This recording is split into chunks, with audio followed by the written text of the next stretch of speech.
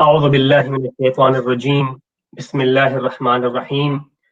To the dear viewers of the MKSI Leicester YouTube channel, Assalamu alaikum jami'an wa rahmatullahi wa barakatuh, and welcome to the eighth and the last discussion on the series titled An Exposition on Ashura, where over the past 2 months we have been delving into the discussion concerning the Ashura, where we've discussed the companions of Abu Abdullah, the mission of Abu Abdullah, and in the previous session we have discussed the importance of history, discussing history, and the facets of history that we may see repeating therein. Today, in our final session, we are again joined by Sheikh Anwer Jaffer. Assalamu alaikum, Sheikh. How are you doing? Alaikum salam wa rahmatullah. Alhamdulillah, how are you? Alhamdulillah, I'm keeping well.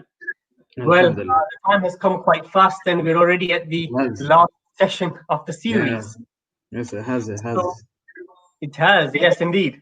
So, for the benefit of the viewers, the topic of discussion today, being the last session of the series, is titled "Weeping and Lamentation for Abu Abdullah Imam Hussain alayhi salam."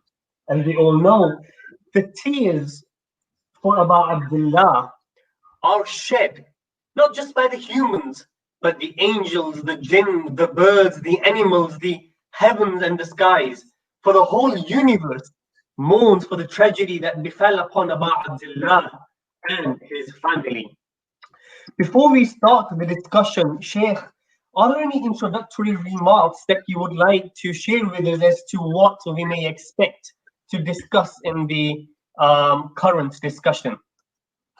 أعوذ بالله من الشيطان الرجيم بسم الله الرحمن الرحيم وصلى اللهم على محمد وآله الطيبين الطاهرين ولعنة الله على أعدائهم أجمعين إلى قيام يوم الدين وفقنا الله وإياكم بعلم وعمل صالح إن شاء الله.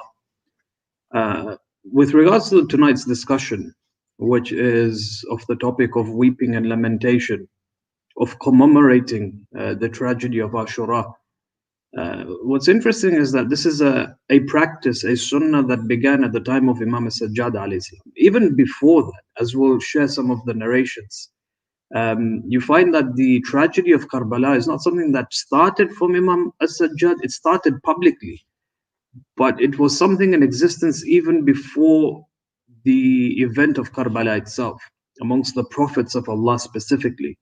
In fact, we have so many narrations exceeding in the hundreds, explaining to us that the prophets of Allah subhanahu wa ta'ala, from the time of Adam alayhi salam, Nuh, Ibrahim, Musa, Isa alayhi salam, all the way leading to the Holy Prophet of Islam, all wept and shed tears for Imam Hussain alayhi salam. Jibreel alayhi salam at one point or another would descend from the heavens, and he would relay the message of Karbala and what would happen on the 10th of Muharram onto these prophets, and they all wept and they cried and they lamented for Imam Hussain alayhi salam. What's interesting in this entire discussion is that when you look at the whole concept of weeping and lamentation, this is something which is reprehensible in nature, according to our Sharia. Right? So when you look at, for example, some narrations from the likes of Imam Sadiq alayhi salatu wassalam, he turns to Abu Hamza Thumali one day and he says that, you should understand, Ya Abu Hamza, that weeping and grief are reprehensible. It's makruh for a person at all times. Imam Bakr alayhi salam, for example, in one narration, he says, the severest form is when a person screams while weeping and lamenting and wailing. It's when a person begins to slap his face, when he begins to, for example, pull his hair, slap his chest, when he starts to scream, when he's just wailing, and you can see that in his actions. This severe form of wailing and lamentation is something which is makruh, right? And Imam Bakr actually goes on a step further, and he says the reason why that is because when you find or when you come across a person who wails in such a way or laments in such a way, it's a manifestation, it's a sign that this person has abandoned patience, that this person has moved away from having sabr. And Islam is a religion that focuses heavily on sabr and being amongst those who are the sabirin. And Islam, especially when someone passes away, Now, this form of lamentation and weeping is directed towards when someone has a family member who has left them, someone who has lost a dear friend. At times it can be very, very uh, grief, sorrowful for us. People can go into, the most darkest of places in their lives if they tend to lose uh, people that they love in their lives. And this type of grief naturally is manifested, but you find that there is a level of reprehends, a level of warning that has come by the Ahl al-Bayt alayhi salam, that a person should be composed, that a person should understand that death is not the final state of the human being. Death is just the beginning of a greater, a better state, a better life, a more profound life. Death is just a bridge from this life to the akhirah. Sooner or later, we will join those individuals who have left us. But then what's interesting is in the same narrations from Imam Sadiq alayhi salam, he says, although weeping and wailing is reprehensible, it's makruh, it's detested, except for the wailing and the lamentations for Imam Hussain alayhi salam. So Imam Hussain alayhi salam automatically has this exception that no other individual in the world has. In fact, when you refer to some of the narrations, if I'm not mistaken, from Imam Rida alayhi salam, he says that whenever you begin to speak about our masa'ib, you know how sometimes in the shahadat we have the masa'ib of, you have the shahadat of the Aimma alayhi salam. And naturally the speaker, what he will do is he will, rather than talking about the masa'ib of that particular Imam, he will talk about the masa'ib of Imam Hussain alayhi salam. Why is that? It's because the Ahl al-Bayt, it is because the Imams of the Ahl al-Bayt have commanded us to do so. So they have actually said, the likes of Imam Rida alayhi salam, he says that don't recite our masa'ib, go and recite the masa'ib of our grandfather. So you found this whole culture of reviving, of remembering Imam Hussain alayhi salam to be quite vibrant in the traditions of the Ahl al-Bayt. And this stems back from the narrations of the Ahl al-Bayt, where they say, commemorate times of sadness. Be sad when we were sad, and be joyful in times of, during our happiness. And that's the sunnah that the madhab of the Ahl al-Bayt has taken on and has expanded on greatly.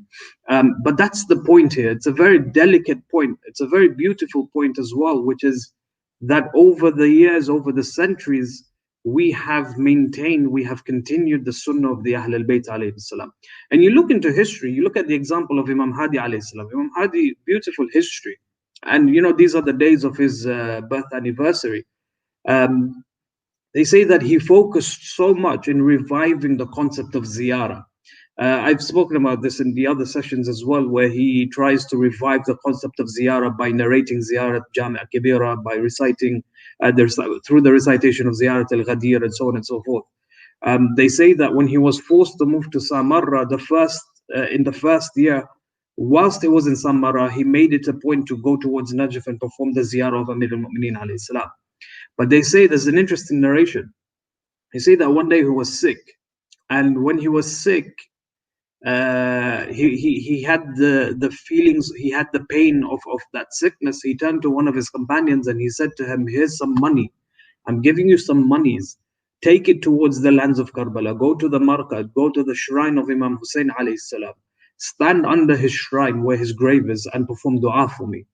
And the companion was so shocked by these words. He turns to the Imam and he says, you're telling me to go to that place to stand alongside the grave of Imam Hussain alayhi salam, that person in particular, whereas your position and his position are, they're one in the same position, meaning that both of you are ma'soom, both of you are, you have no veils between you and Allah subhanahu wa ta'ala, whether you ask your dua or your hajats here in Samarra, or you ask them alongside the grave of Imam Hussain alayhi salam, your duas are going to be answered anyways. So why go through the whole hassle of sending me to go to Karbala to pray for you when you could easily pray for yourself? It's interesting. It's very interesting. The Imam is performing tawassul of Imam Hussain alayhi salam. Yeah, Imam Hadi is performing the shafa and the tawassul of Imam Hussain alayhi salam.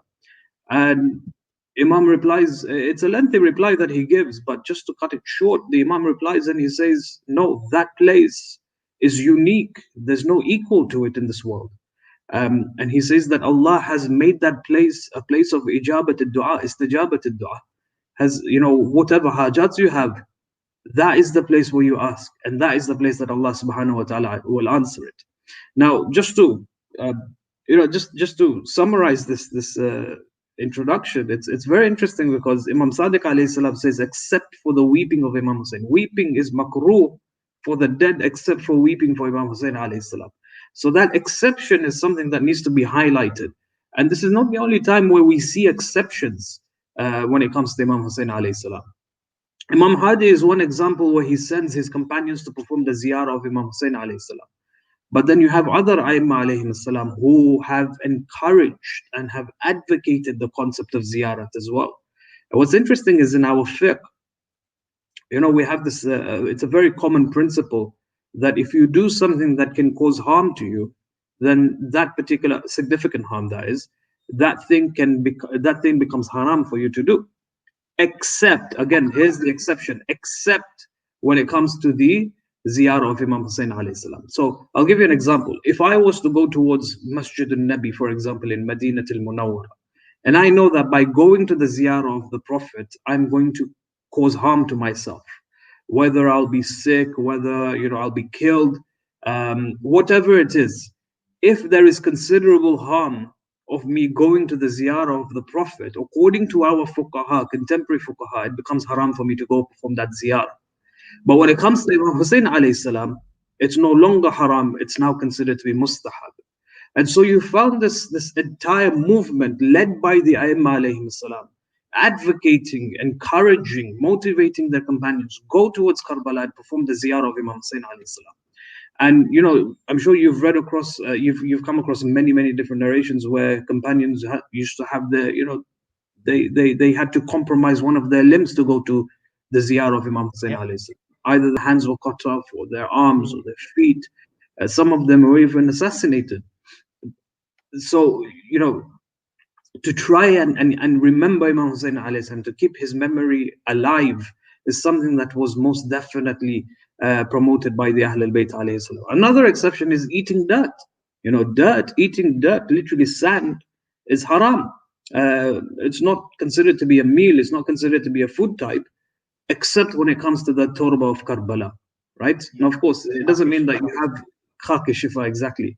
It doesn't mean you have spoonfuls of it. It means you have a pinch of, a pinch of dust. How in English we say a pinch of salt. A pinch of dust is more than enough, but that becomes mustahab. Whereas a normal earth, for example, the earth in Leicester, I can't do that. It's not permissible, right?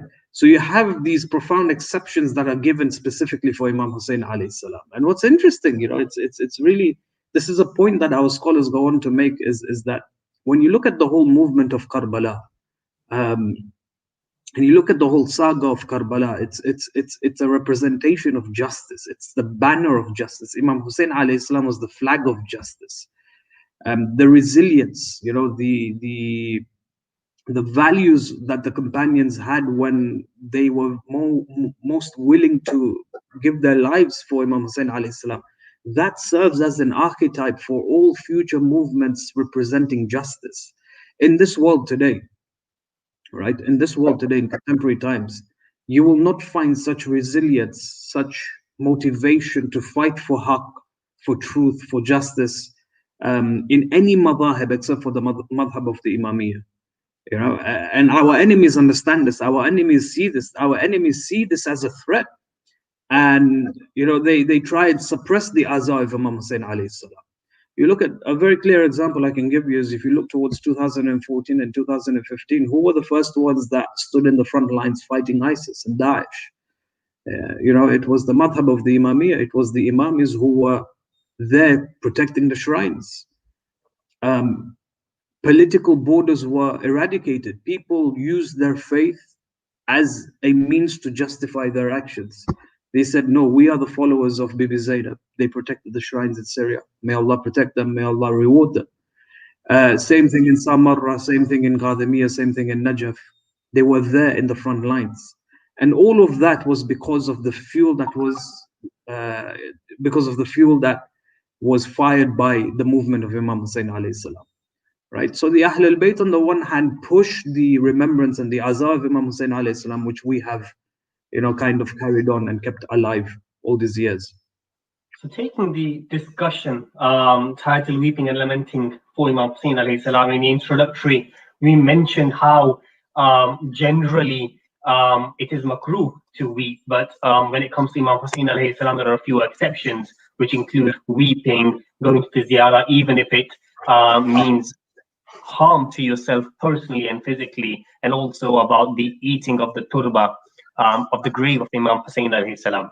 Now, trying to take this discussion a little bit forward and trying to get into the bulk of the discussion, no doubt the Holy Quran itself has mentioned weeping, whether it be the weeping of the Prophet, the weeping of the companions of the Prophet. More so, I'm sure there are plenty of traditions, narrations recorded of how the Imam, the prophets, the heavens and the skies have all wept for Yeah, Imam Hussain alayhi salatu absolutely. wasalam. So I think where I'd like to take the discussion forward right now is to discuss some of those specific narrations and specific incidents where we can perhaps delve into a little bit deeper into specifically lamenting for Aba Abdullah. Yeah, definitely. When you look at certain evidences that we have, as I mentioned earlier on, these evidences they don't start from Imam Sajjad alayhi salam. Imam Sajjad, when you look at his history, for about approximately 3 decades he was alive after the event of Karbala, and he was known to cry bitterly. He was known to mourn and lament. But that form of lamentation is natural. He saw his family taken away from him in the most brutal of ways. But the essence of lamentation did not start there. The essence of lamentation started well before that time. Um, Leave aside the prophets of Allah subhanahu wa ta'ala. Let's come to the Prophet of Islam specifically. When you look at some of the narrations that we have, and it's not just mentioned within our books, but also mentioned within the books of our brothers. It's interesting because our brothers, may Allah bless them, they are very adamant in explaining to us that what we do is not part of the Sunnah of the Holy Prophet. It's not in line with the prophetic practices, and they very so often jump to criticize us for doing things which are not part of the religion of Islam, and the whole tragedy of Muharram, which accommodates our aza and the way we remember Imam Hussain alayhi salam, is all bid'ah. It's all considered to be innovations, something that came later on and not and wasn't present at the time of the Holy Prophet. Interestingly, when you examine the narrations which talks about the hurma, the act which is crying for the dead, considering it to be haram, is a very weak evidence that they have. And it's something that our ulama have honestly brushed aside because of how mundane their argument is. But if you go towards the history of the Prophet of Islam, let's start there. Let's take the Prophet of Islam as a source, as a divine guide in understanding what is part of the sunnah, what is part of his sunnah, and what isn't part of his sunnah. So when you look towards certain historical books, certain books of ahadith, there are many narrations explaining to us that the Prophet, simply put, shed and cried for Imam Hussain alayhi salam. So there's one narration from Salama. When she narrates, she says, I saw the Prophet one day, and his hands, there was some red dust and some red sand, and he was weeping. So she says, I said to him, Ya Rasulullah, what is this? And he replies, Jibreel alayhi salam came down to me and said, your son, Ya Rasulullah, Hussain ibn Ali alayhi salam, will be killed in the lands of Karbala. This is the sand in which he will be buried in. And Jibreel actually gave that sand to the Prophet of Islam. And our ulama, may Allah bless them, have actually come forward and said that this isn't just proving the legitimacy of crying and weeping for Imam Hussain alayhi salam, but it proves the legitimacy of the power of the sands of Karbala, right? So that's just one narration. And then you have another narration. Sorry, go on. This is, of course, a famous narration that we've heard many a times. And if you permit me, there's a similar narration which has been attributed to al-Fadl. Yes. And like you said, it's a narration that's not just being recorded in our books, but also in the books Right. of the uh, of our brothers from the Absolutely. Sunni faith. So, for example, the narration of al-Fadl, which has been recorded by Ali al-Radwani, Mm. and he states that the Sunni scholar Al-Hakim al-Nayshaburi, for example, Right. Yes. mentions about al-Fadl on firstly how al-Fadl once happened to see a dream. And she comes to the Holy Prophet and she says, O Prophet of Allah, I have come to you because I dreamt a bad dream. So al-Fadl, of course, is the wife of Abbas, the uncle of the Prophet. So at that point, the Holy Prophet asked al-Fadl to narrate the dream. And at that point, al-Fadl told him that I saw a part of your body being separated from you and being placed in my lap. Mm. Right. Yes. At Yes. that point, the Prophet smiled and he said that, oh, al-Fadl, it's not a bad dream that you've dreamt of. It's in fact a good dream. And inshallah, Fatima is going to deliver a, a son soon who will be brought up in your lap. And of course, what the Prophet said came true. And after a while, when Janabi Fatima did give birth to Imam Hussain alayhi salam, al-Fadl did take care of him.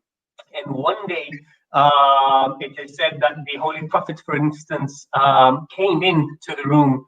So al-Fadl says that I looked at the Prophet sallallahu alaihi wasallam and noticed that the Prophet was shedding tears. And it is upon there where the Mm. scholars and the narrators narrate that the Holy Prophet said that Jibreel has just informed me that it is going to be my ummah that's going to martyr Hussain Right. alayhi salam. So Absolutely. it's a narration that, as you said, has been narrated by a plethora of Shi'i and Sunni scholars. Yes, absolutely. Yes, definitely. That's actually one of the other narrations that is widely used by us to prove the legitimacy of crying for Imam Hussain alayhi salam. That look, the Prophet himself used to act in this way. The Prophet used to Mm, also weep and lament and shed tears for Imam Hussain. So how can it be haram to, not shed tears for Abi Abdullah alayhi salam? Interestingly, you mentioned that, but there's another narration from Salama as well. It's narrated by Salama herself. She says that, one day I entered the house of my mother and she was weeping and she was lamenting. So I said to her, my mother, why do you weep in such a way? And she replied, she said, I saw the Prophet, I saw Rasulullah in my dream, and his head and his beard was disheveled. It was covered in dirt. It was, wet from tears.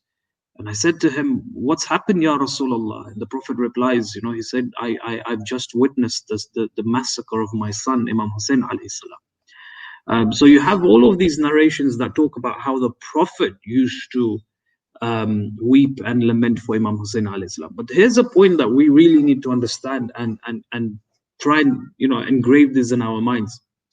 A lot of the times, the youths, they come and they ask the question. They say, well, I go to school and I have so many Sunni friends, and they keep bombarding me with questions, trying to, asking me, why do I do this way? Why do I pray this way? Why do I beat myself? Why do I lament? Why do I weep?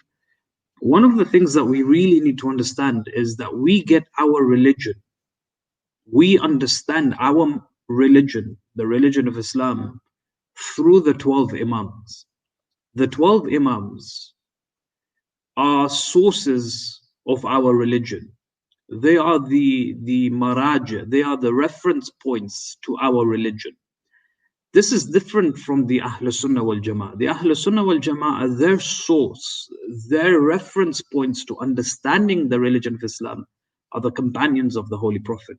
There's a difference between the two. There's a difference between the companions of the Holy Prophet and the Imams of the Ahlul Bayt. So whenever you have, for example, a dear brother from the Ahlul Sunnah asking you all sorts of questions, why do you perform qunut? Why do you pray with your hands down? Why do you perform sujood on the turba?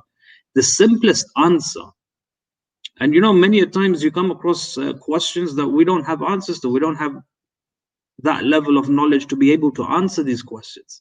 And that's perfectly fine. We strive and we try hard to research these answers and provide them. But the simplest answer is, we have our sources of religion and you have your sources of religion. Our sources of religion are the 12 Imams, And your sources of religion are the companions of the Holy Prophet. That's the difference. That's why we have such vast differences when it comes to fiqh, and of course aqaid, and so on and so forth.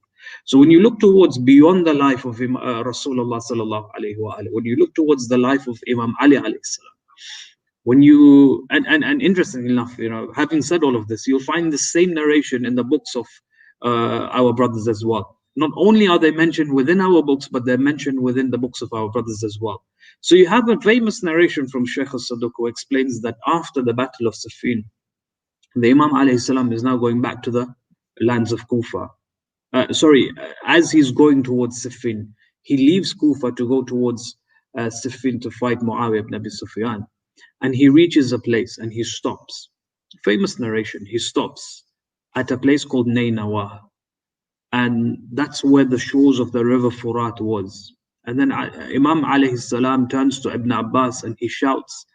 And he says, Ya Ibn Abbas, do you know what land this is? And Ibn Abbas says, no, I have no clue. I have not the foggiest of what land this is. And the Imam alayhi salam says, if you know what I know with regards to this land, you would stop, you would dismount, you would cry, and you would lament the way I'm crying and the way I am lamenting. And Ibn Abbas narrates, he says, the Imam cried, and the Imam cried. And he cried so much that his entire beard was soaked with his tears. And his chest began to bleed because the Imam was performing matam. And Ibn Abbas said, because we saw the Imam in such a state, we began to weep with him. And then the Imam, all of a sudden, he said, Ya Abu Abdullah, have patience. Indeed, your father has met those or will meet those, the likes of whom you will come to meet as well. So even in the time of Imam Ali alayhi salam, you find that the practice and the sunnah of crying for Imam Hussain alayhi salam was there. And then you move on to, for example, the time of Imam Sajjad. His history is very famous. You move on to the time of Imam Sadiq alayhi salam. Imam Sadiq alayhi salam says, he used to hire poets to come and recite qasida and noha for Imam Hussain alayhi salam, where they would get together and they would, just recollect the events of Karbala. Not only that, but he would tell his companions that these are the days of Muharram, go and wear black. Imam Rida alayhi salam, when he mentions when he speaks with Rayyan ibn Shabib, he says, if you are to grieve, if you are to cry, do not cry upon anything except for Imam Hussain alayhi salam. Cry for Abu Abdullah alayhi salam. In Ziyarat Nahiya, for example, Imam Sahib al-Asri was Zaman, Ajjalallahu ta'ala farajahu sharif. One line, let me read this one line. لَأَبْكِيَنَّ لَكَ بَدَلَ الدُّمُوءِ الدَّمَ. The Imam alayhi salam, he says this, he says that your tragedy is of such a state that I will cry tears instead of, I will cry tears of blood instead of normal tears, representing the extensiveness of the tears for Imam Hussain alayhi salam. So when when these questions come in, why do you do this? Why do you do that? We say, hold on a second. Our Sharia comes from the Ahl al-Bayt alayhi salam. If they justified, if they used to act, if they used to weep for Imam Hussain alayhi salam, I, as their followers, I'll do exactly what they do. If they are the representative of Allah in this world, if they are the representative of the will of Allah, of what Allah wants me to do, then I will do exactly what they do. If they wept, if they lamented, if they beat themselves, I'll do the same. Awesome. And on that point, there's a famous narration of Imam Jaffer al-Sadiq when he calls Harun al-Makfuf, a poet, to recite a poetry. And at that time, when the poet starts his poetry, Imam alayhi salam stops him, doesn't he? And he says, no, don't recite it like this, but recite it as if as if you are standing at the head of Imam Hussain alayhi salam's grave. And the power of the narration just goes to show how the Imam would kind of like us to imagine the grief that Imam Hussain alayhi salam faced. And he continues with saying, for instance, that if you can make 10 cry, then paradise would become incumbent on you. And he lowers the number to a single person. And then he says, if you yourself cry, then paradise will become incumbent on you. And yes. On that note, Sheikh, I think what would be really useful to take this discussion forward is if we are to move to a potentially final kind of discussion on this topic, on weeping and lamenting over Abu Abdullah, on the benefits and the merits that have been recorded by the Imam and by our Prophet, but more so going towards the responsibility that we then have and the purpose behind crying over Abu Abdullah al Hussein's tragedy. Yes, that indeed, that's a very, very, it's a very strong discussion, a very pertinent discussion to have as well. It's one of those subjects which the ulama have expanded on for so many years. Um, Questions like, what are the benefits and the rewards for shedding tears for Imam Hussain alayhi salam? Sheikh Abbas al-Qummi shares, ample ahadith in Nafas al-Mahmum explaining to us the benefits, of shedding and lamenting tears for Imam Hussain alayhi salam. And you realize that these are gradual. When you come to know about these effects and these merits, you see them as being gradual. It starts off small. It seems to be small, but then the rewards in the end are so magnanimous. They're so profound. It's our minds are very limited. We can't understand how great of an act um, it is to just weep and lament for Imam Hussain alayhi salam. So, for example, in one narration, it says that when a person cries and sheds tears for Imam Hussain alayhi salam, all his sins will be forgiven, um, however plenty it may be. But then there's another hadith, the second hadith narrated by the eighth holy Imam. He says that if you wish to grieve, grieve for Imam Hussain alayhi salam. Because in the process of grieving for Abu Abdullah alayhi salam, Allah forgives all of your major sins. Major sins are that sins which a person will have to go to the fires of hell, be cleansed from them, and then will be taken to the kingdom of heaven. Even a mu'min who carries the burdens of greater sins will have to go through the fires of hell before being taken towards the lands of heaven. So the eighth Imam says, cry for Abu Abdullah alayhi salam, Allah will wipe it away. The third narration goes on even further. He says that even if you cry a tear the size of a wing of a fly, the size of a wing of a fly is something that we don't even think about. It's how mundane, that's how small it is. That thought doesn't even come into our minds. Who thinks about the wing of a fly?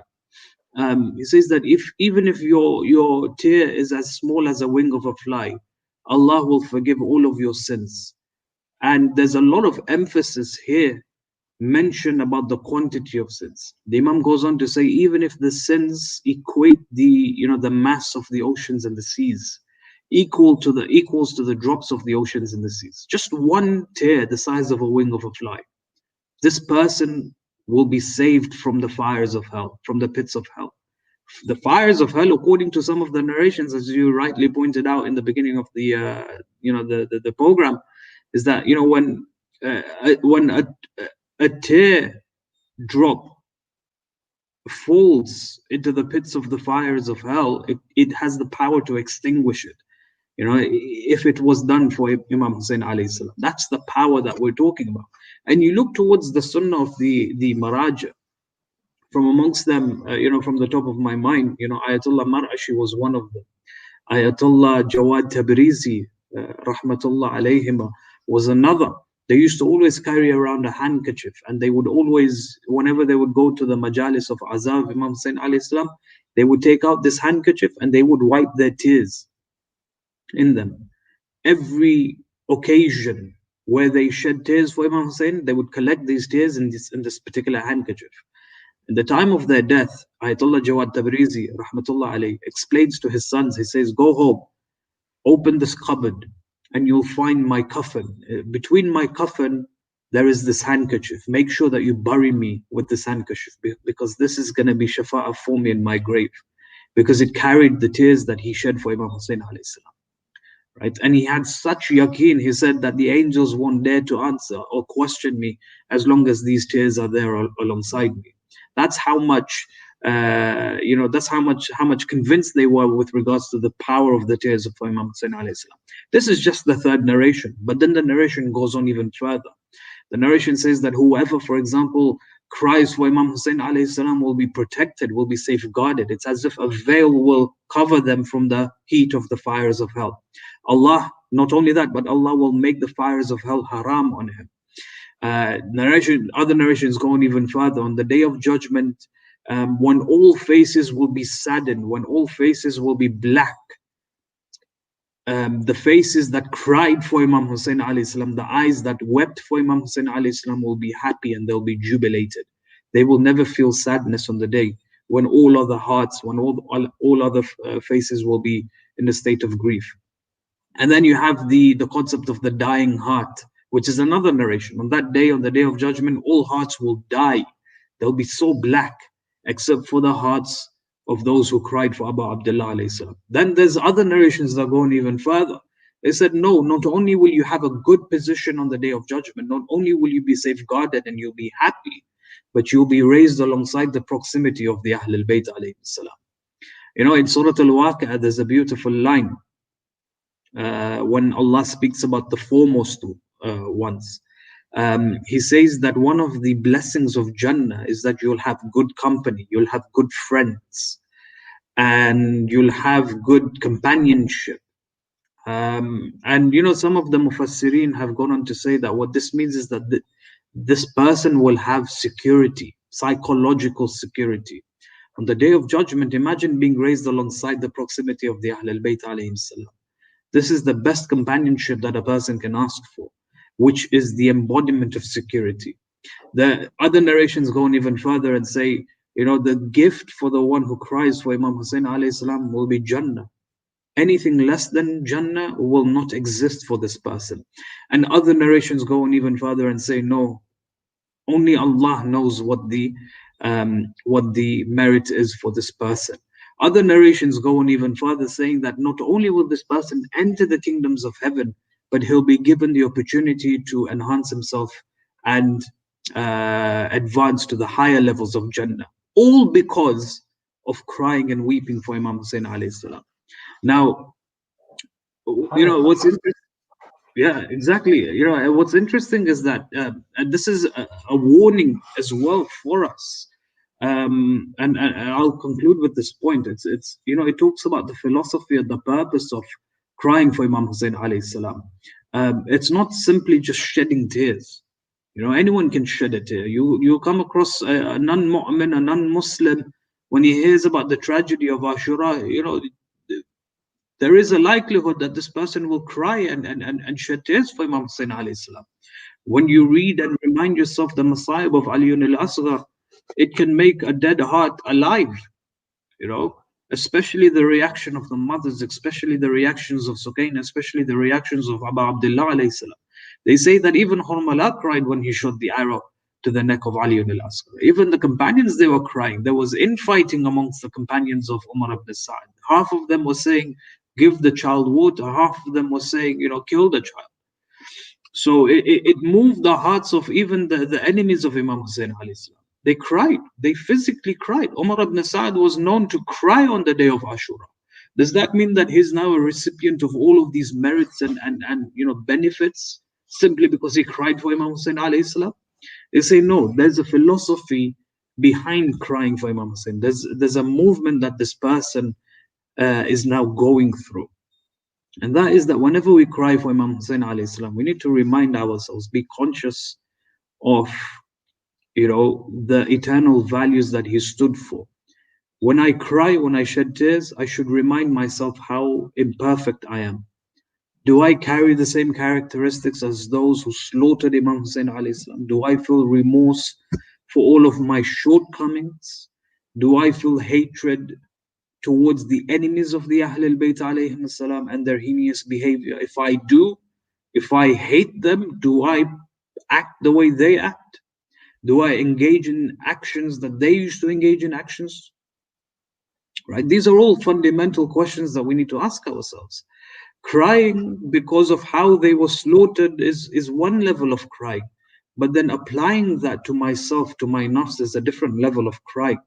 This level of crying is not emotional. I don't cry because I feel pity or I have sympathies over Imam Hussain alayhi salam. Imam Hussain alayhi salam is Sayyid Shabab Ahl al Jannah. He's entered the kingdoms of heaven, right? People will come and say, well, okay, the Imam was slaughtered in the way he was slaughtered. It's a very saddening thing, but look at it now. The Imam is in heaven. The Imam is now, one of the princes of heaven. Um, why should we cry for Imam Hussain alayhi salam? We say we're not crying because of what happened to him. We're crying because of the values that he stood for. Do I represent those same values? Were his goals and his aspirations, do I manifest his goals and his aspirations? I am born a Shia, for example. I ask the question, am I abusing what Imam Hussain alayhi salam gave his life for? The Imam fought and he gave his life and the lives of his families, the lives of his children, to preserve that message. That message has been given to me in my hands. I was born into that. But do I represent it? Am I misusing that right of being a Shia?